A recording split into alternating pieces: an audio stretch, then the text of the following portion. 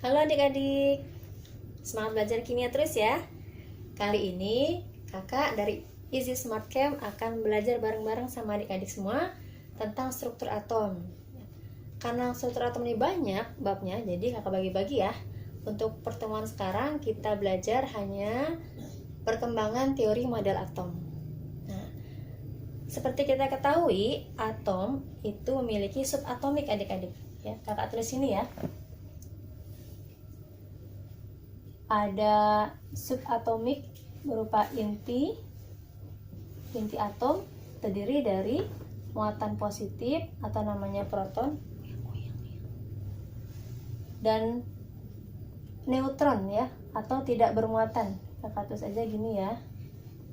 Kemudian di sini ada kulit elektron.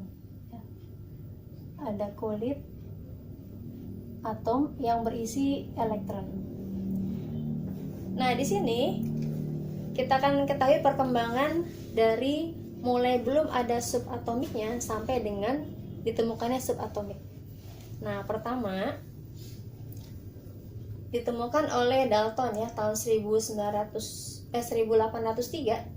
Nah, karena Dalton ketika membuat konsep tentang atom belum ditemukan proton atau elektron atau neutron, maka konsep dari Dalton katanya atom merupakan suatu bola pejal. Jadi seperti bola polos begini, tidak ada proton, tidak ada elektron, apalagi neutron. Kemudian 76 tahun setelahnya ya, muncullah Goldstein yang menemukan proton. Jadi proton bermuatan apa? Positif. Oh, sini ya. Positif. Nah, kemudian disambung dengan 1897 oleh J.J. Thomson. Nah, beliau ini adalah penemu elektron ya adik-adik ya. Penemu elektron, kakak tulis sini ya, penemu elektron. Berarti pada saat J.J. Thomson membuat postulat tentang konsep atom, di sini sudah ada pengaruh proton dan pengaruh elektron pada atom. Nah, berarti susunannya bukan bola pejal lagi nih. Nah, jadi di sini bentuknya yang besar ini adalah inti atom yang bermuatan positif, kemudian elektronnya dia menempel secara merata pada permukaan atom atau permukaan proton. Jadi katanya dibilang seperti roti kismis. Mungkin kalau kita seperti apa ya, onde-onde kali ya. Nah, kemudian lanjut ke Rutherford tahun 1911. Di sini mengembangkan teori dari J.J. Thomson ya melalui percobaan penembakan sinar alfa oleh lempeng emas ya kepada lempeng emas. Nah, di sini hasilnya ya ternyata posisi proton sama elektron nggak kayak gini nih ya. Ternyata ada ruang kosong. Nanti di sini ada inti positif dan elektronnya di sini nih adik-adik. Jadi sudah ada kulit atau lintasan elektron masing-masing. Nah, yang mana ruang kosong itu adalah di sini. Ini ruang kosong. Gitu. Nah, nanti kakak akan terangkan bagaimana percobaan penembakan sinar alfanya ya. Nah, dari perkembangan J.J. Thomson dan Rutherford, maka muncullah pertanyaan. Kalau kata orang fisika, antara muatan positif dan negatif ya berbeda jenis muatan, maka akan ada gaya tarik-menarik. Kalau di sini terbukti bahwa di sini dalamnya itu proton, luarnya menempelnya elektron. Tapi di Rutherford tidak berlaku. Kenapa? Ada ruang kosong. Berarti elektron harusnya jatuh ke dalam inti atom bermuatan positif. Tapi ternyata di sini tidak. Nah, kenapa bisa ada ruang kosong? Nanti kita akan bahas. Kemudian teori Bohr 1913 mengembangkan dari teori Rutherford. Ya, di sini masih tetap inti atom bermuatan positif, sedangkan di kulitnya ya ini bermuatan negatif atau ada siapa? Elektron. Ya, ada elektron, sini elektron. Bedanya apa? Kalau Rutherford di sini jari-jari antara proton ya inti atom dengan elektron sama. Yang sebelah kanan ya, yang vertikal atau sebelah kiri. Tapi kalau di teori Bohr jari-jarinya beda nih. Ini ada kulit pertama ya. Jari-jarinya dari sini pendek, kulit kedua lebih panjang, ya kulit ketiga lebih panjang. Nah, kemudian Trebor juga mengatakan bahwa elektron yang ada di inti atom, yang ada di atom bisa mengalami eksitasi. Apa itu eksitasi? Nah, nanti kita akan bahas setelah ini. Nah, di Trebor juga belum terjawab nih pertanyaannya dari percobaan Rutherford. Kenapa sih elektron tidak jatuh ke dalam inti atom? Kemudian teori berikutnya tahun 1927 oleh Heisenberg. Nah, di sini mengembangkan lagi teori atom dari Bohr. Bahwa kata Heisenberg, posisi elektron belum tentu kayak gini nih. Jadi posisinya elektron bisa jadi ada di kulit yang pertama atau kedua, tapi posisinya tidak pasti di sebelah mana. Makanya dikatakan sebagai teori kebolehjadian posisi elektron. Nah, sampai di teori Heisenberg ini pun belum terjawab pertanyaan dari percobaan Rutherford. Ya, kenapa elektron tidak jatuh ke dalam inti atom? Nah, kapan terjawabnya? Pada tahun 1931, ya, Toko Chadwick menemukan neutron, di mana neutron ini tidak bermuatan atau netral.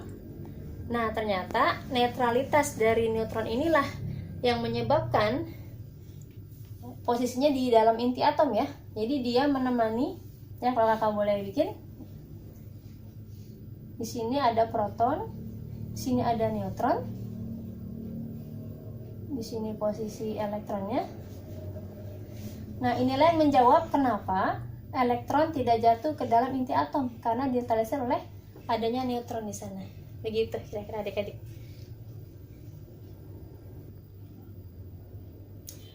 Oke, baiklah adik-adik, sekarang kakak akan jabarkan ya teori-teori yang tadi kita bahas sekelebat. Nah, yang pertama itu teori Dalton.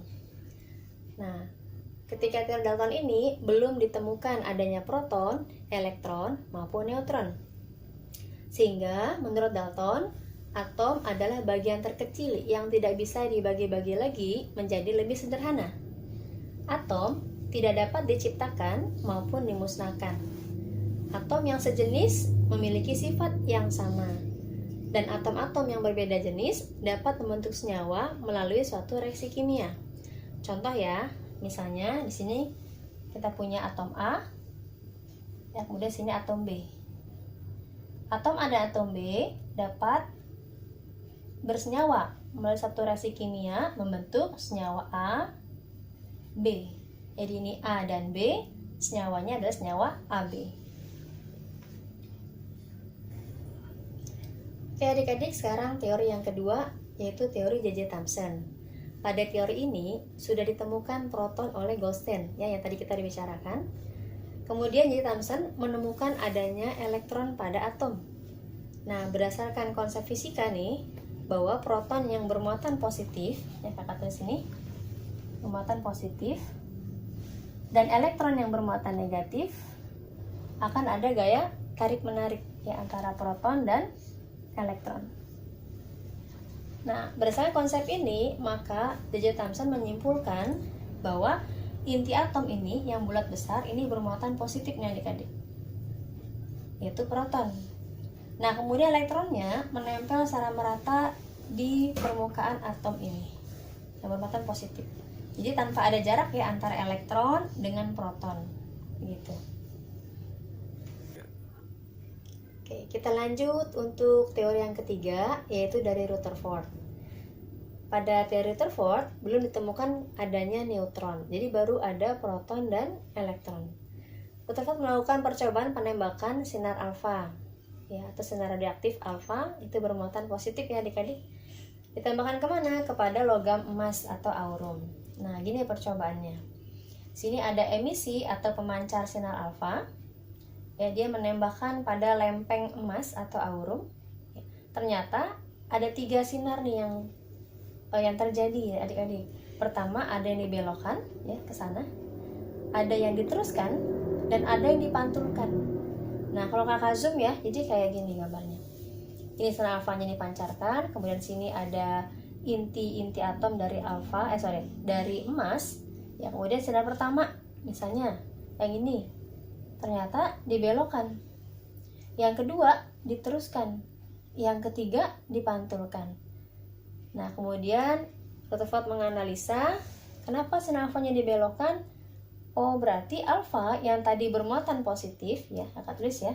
Sini bermuatan positif, hampir menumbuk inti atom dari emas yang juga bermuatan positif.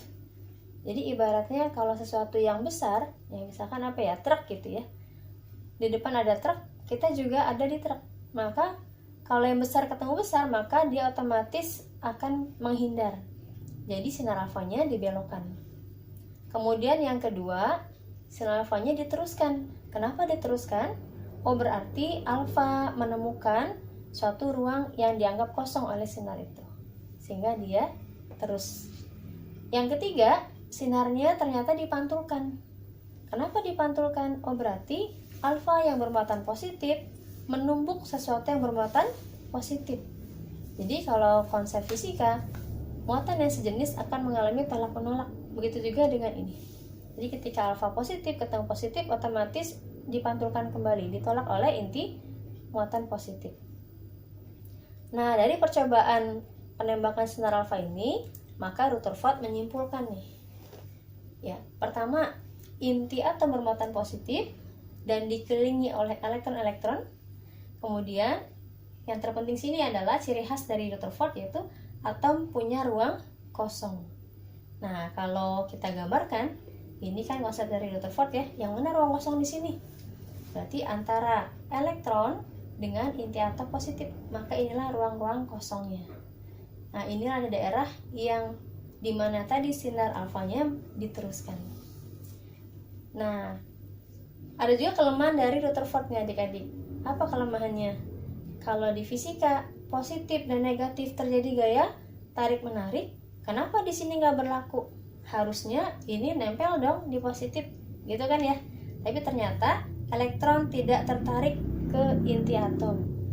Nah, itu pertanyaannya, kelemahan yang tidak bisa atau belum bisa dijawab oleh teori Rutherford ini.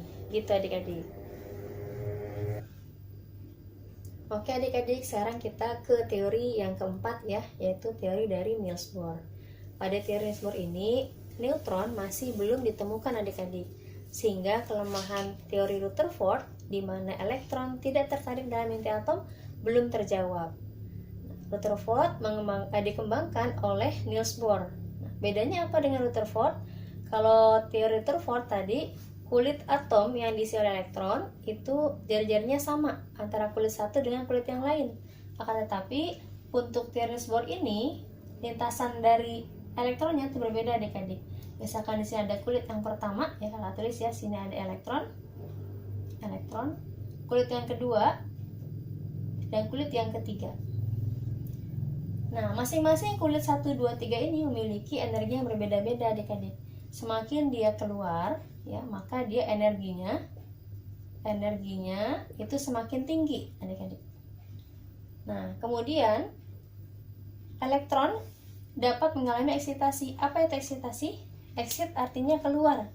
Berarti misalkan kulit yang kedua ini elektronnya akan keluar. Bisa jadi dia ke kulit yang di luarnya, yang ketiga, atau mungkin dia ke kulit yang di dalam atau kulit yang pertama. Nah, ketika elektron akan mengalami eksitasi, maka dia harus menangkap atau melepaskan energinya. Itu adik-adik. Nah, sekarang kita sampai di teori yang kelima atau teori yang terakhir sebelum neutron ditemukan oleh Chadwick. Karena neutron belum ditemukan, otomatis pertanyaan atau kelemahan pada teori Rutherford belum terjawab adik-adik. Terus Heisenberg mengembangkan teori dari Niels Bohr. Kalau tadi teori Niels Bohr, posisi elektron dapat diketahui pada atom, tapi kalau berdasarkan Heisenberg ini tidak diketahui secara pasti adik-adik. Jadi makanya gambarnya seperti ini ya. Jadi elektron bisa ada di sini atau bisa ada di sini, itu tidak bisa dipastikan. Makanya Heisenberg membentuk teori kebolehjadian posisi elektron, yang nanti ini akan dikembangkan lagi menjadi bab yang berikutnya, yaitu bilangan kuantum. Nah, lanjut ya, kita ke tahun 1931, Chadwick barulah menemukan adanya neutron pada atom. Ternyata inilah dia yang menjawab semua pertanyaan dari Rutherford sampai dengan Heisenberg ini. Jadi apa fungsi neutron dalam atom? Neutron menetralkan gaya tarik dari proton terhadap elektron. Jadi kalau kakak gambarkan, posisi kayak gini lagi sekarang ya, kakak hapus. Jadi di inti atom atau namanya nukleus, proton ditemani oleh neutron. Misalkan di sini ada elektronnya, ya. Misalkan di sini ada elektron. Kalau tanpa ada neutron, kemungkinan dia tertarik, tapi karena sudah ada neutron sekarang, maka elektron ini tidak tertarik oleh proton. Nah, jadi di sini ya sudah terjawab semua ya pertanyaan yang sebelum-sebelumnya. Nah, adik-adik, kakak cukupkan pembahasan tentang struktur bab atom. Yang pertama, mengenai teori model atom sampai sini dulu ya. Kalau kamu suka video ini atau ada pertanyaan atau request bab lain, silakan isi di kolom komentar. Oh iya, jangan lupa ya untuk subscribe channel Easy Smart Chem, like and share video ini ke teman-teman kamu. Karena cuma di Easy Smart Chem belajar kimia jadi mudah dan menyenangkan. Thank you.